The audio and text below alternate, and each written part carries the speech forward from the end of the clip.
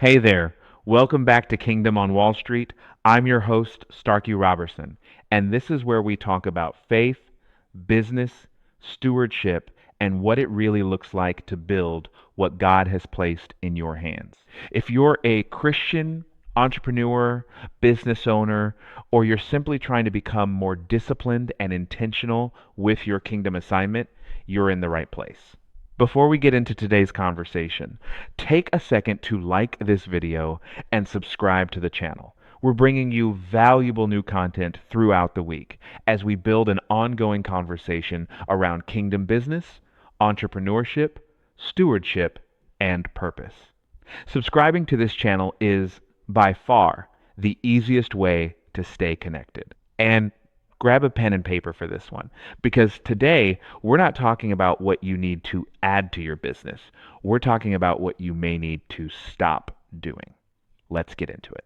Entrepreneurs are constantly told to do more, post more, sell more, build more, network more, create more, learn more, work more. But sometimes growth doesn't require adding something. Sometimes it requires removing something that's consuming time, attention, money, or capacity without producing enough value.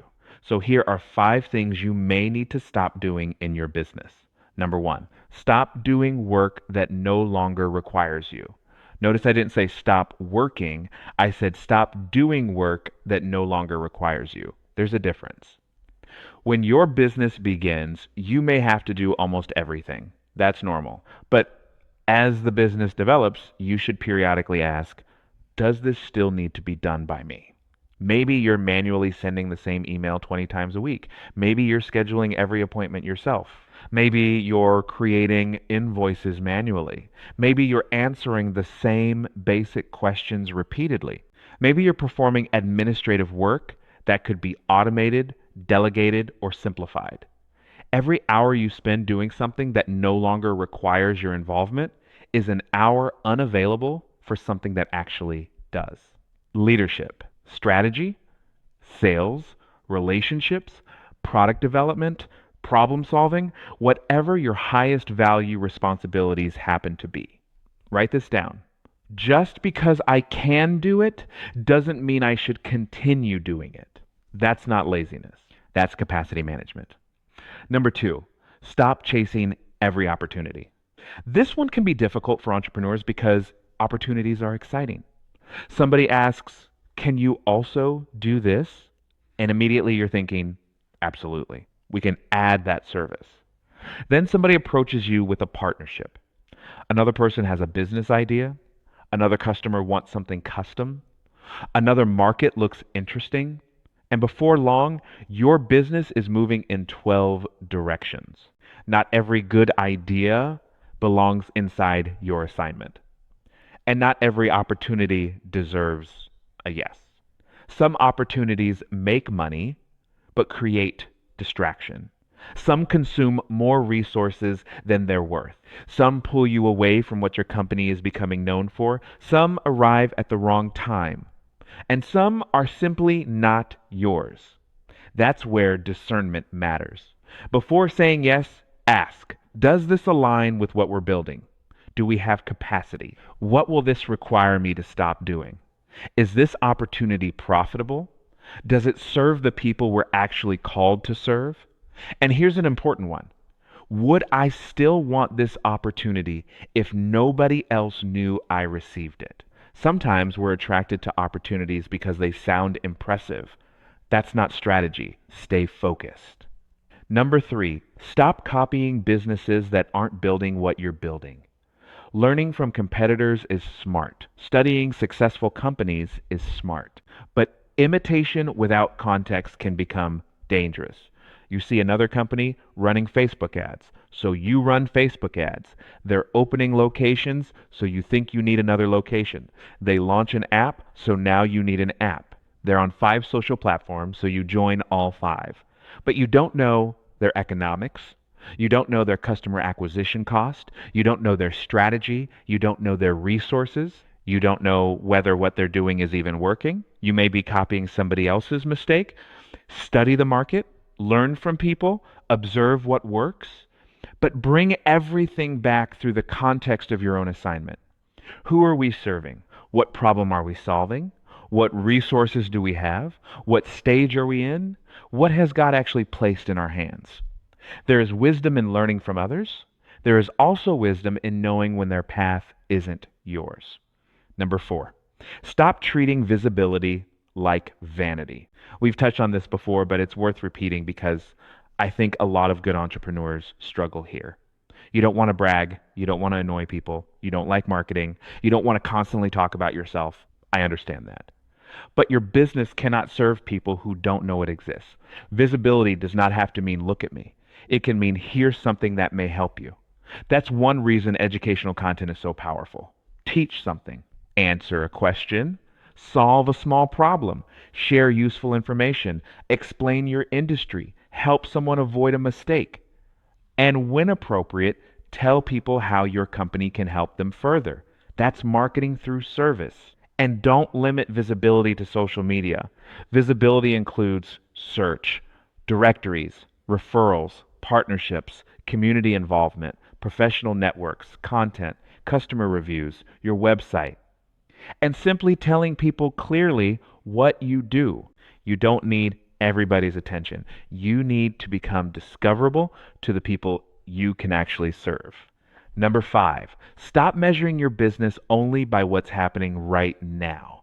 This one is especially important when growth is slow. You had a bad week. Suddenly, the entire business is failing. A marketing campaign didn't work. Now you think nobody wants the product. Someone rejected your proposal. Now you question the assignment. Be careful. Business has seasons. One week is data. It's not necessarily destiny. You need enough perspective to distinguish between a temporary result and an actual pattern. Look at trends. What has happened over 30 days? 90 days? 6 months? What are customers consistently telling you? Where are leads consistently coming from? What's repeatedly failing? What's gradually improving? This doesn't mean ignoring bad results. If something isn't working, deal with it. But don't allow every individual result to redefine your entire vision. And spiritually, we have to be careful here too. Faith doesn't mean pretending disappointing numbers are good numbers. If sales are down, sales are down. Look at the numbers. Understand why, make adjustments, pray, seek wisdom, then keep moving. Faith and sound business judgment are not enemies. Now, I want you to notice something about these 5 things. They're all about stewardship: your time, your focus, your strategy, your visibility, your perspective. And none of those resources are unlimited. That's why subtraction can be powerful. Sometimes the question isn't, what else should I do? Sometimes it's, what am I doing that I no longer need to carry? And while we're talking about visibility and connection, I want to invite you to become part of something we're actively building. It's called Ellen Tren. Ellen Tren is designed to strengthen connectivity across the Christian community and economy by helping Christians, Christian owned businesses, churches, professionals, and other applicable organizations become easier to discover. And right now, registration is free. If you're a Christian business owner, you can list your business for free. If you represent a church, you can list your church for free. So I want you to go to ellentren.com. That's ELENTREN.com. The direct link is also in the description below. Create your profile, list your business or church, and help us build the network. Ellen Tren is still new, so this is the stage where we're bringing people into the community and establishing who's there. Your presence matters. Again, that's ellentren.com, and you'll find the link in the description. Now, before we close, look at your notes. I want you to create what I'm going to call your stop doing list. Write down 3 things. First, one task I need to stop personally doing. Second, one distraction I need to stop giving attention to. Third, one habit I need to stop because it isn't helping the business become what it's supposed to become. Don't create a list of 25 things. 3, then decide what happens instead. Does the task get automated, delegated, eliminated? Does the opportunity get declined? Does the distraction get removed from your calendar? Does the habit get replaced with something better? Because stopping something without changing the system usually means you'll eventually start doing it again. And remember, stewardship isn't measured by how exhausted you are. Being busy isn't automatically evidence of being effective. You can work extremely hard in the wrong direction. Our responsibility is to faithfully steward what God has placed in our hands and continue becoming better at carrying the assignment. The glory belongs to Him. Our responsibility is obedience, stewardship, excellence, and the work. So tell me what you think. What's one thing you're currently doing in your business that you know you need to stop doing? Have you ever said yes to an opportunity that later became a distraction? And what consumes the most unnecessary time in your business right now? Put your answers down in the comment section and read some of the other responses. You may discover that somebody else is struggling with exactly the same thing. Sometimes the next level of your business doesn't need more. It needs clarity, it needs focus, and it needs you to finally put down something you were never supposed to keep carrying. Thank you for watching, and I'll see you next time.